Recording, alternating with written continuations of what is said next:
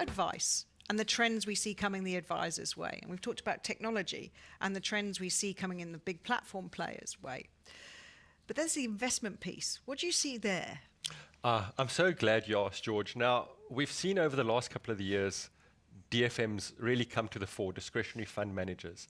And you might be asking me, well, what is a discretionary fund manager and how does it fit into this advice space, or sorry, investment space?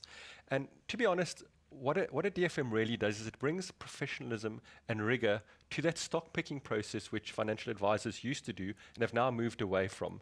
You know, by bringing that rigor, by really understanding the investment market, by really matching those various portfolios with client needs and helping financial advisors build that, they're able to let financial advisors better meet client objectives and outcomes and ultimately the plan that they've put together.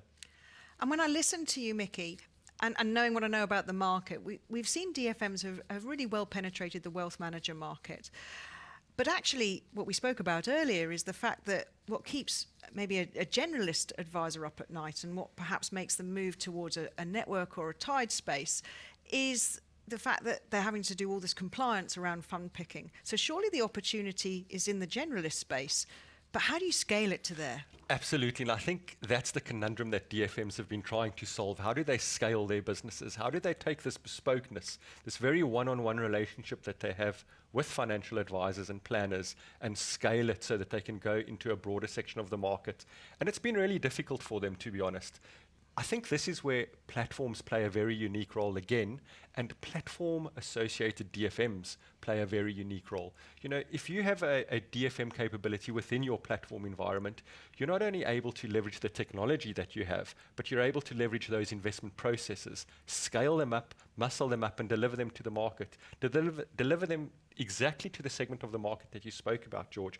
Those guys that they want to get into that wealth manager space, they just can't quite make it.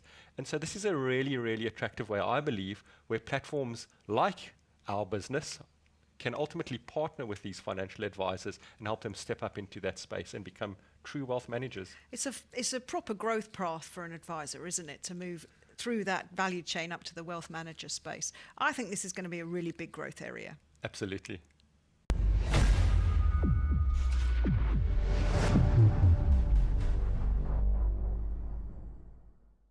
Innate is a registered trademark of Stanlib Wealth Management Pty Limited, an authorised financial services provider.